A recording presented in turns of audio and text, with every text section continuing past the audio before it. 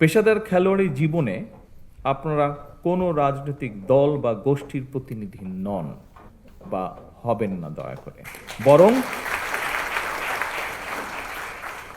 বরং ক্রীড়া নৈপুণ্য দিয়ে দেশের প্রতিনিধি হয়ে উঠবেন আপনারা।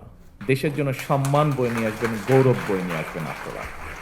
দেশে বিদেশে বিজয় মালা বরণ করে বিশ্বে ক্রীড়া জগতে বাংলাদেশকে উচ্চতর মর্যাদার আসনে আপনারা প্রতিষ্ঠিত করবেন ইনশাআল্লাহ।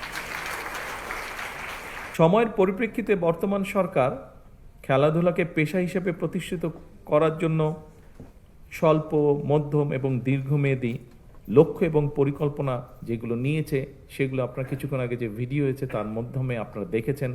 আমাদের বিভিন্ন বক্তা যে বক্তব্য রেখেছেন তার মাধ্যমে আপনারা জানতে পেরেছেন। পর্যায়ক্রমিকভাবে এগুলো আমরা ইনশাল্লাহ বাস্তবায়ন করব।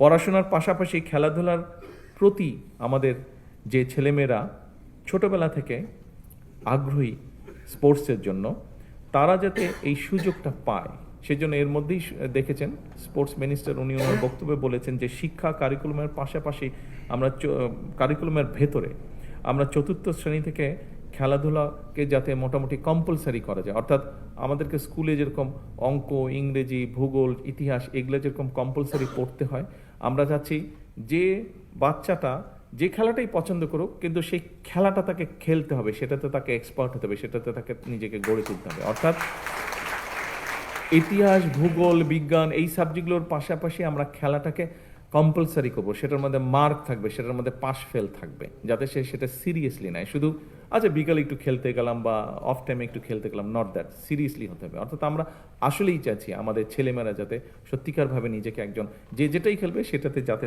সে তাকে নিজেকে এক্সপার্ট হিসেবে গড়ে তুলতে পারে।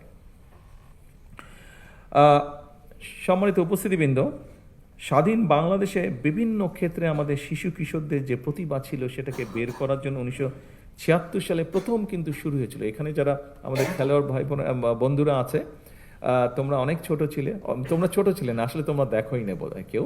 এখানে সামনের সারিতে যারা আছেন ওনারা দেখেছেন 1976 সালে শুরু হয়েছিল বাংলাদেশের শিশুদের ভিতর থেকে প্রতিভাবান যারা আছে বিভিন্ন সেক্টরে, বিভিন্ন কালচারাল সেক্টরে বের করার জন্য নতুন কুড়ি শুরু হয়েছিল। এর মধ্যেই তোমরা শুনেছ, মন্ত্রী সাহেবের বক্তব্য শুনেছে যে আমরা, এবং আমিও বললাম যে ইনশাল্লাহ সামনেই আমরা যেটা করতে চাচ্ছি, কবে ডেটটা জানি, 30 এপ্রিল, রাইট, 30 এপ্রিল সিলেট থেকে আমরা শুরু করতে যাচ্ছি নতুন করে স্পোর্টস, এবং একই সাথে ইনশাল্লাহ এটা সারা দেশে শুরু হবে।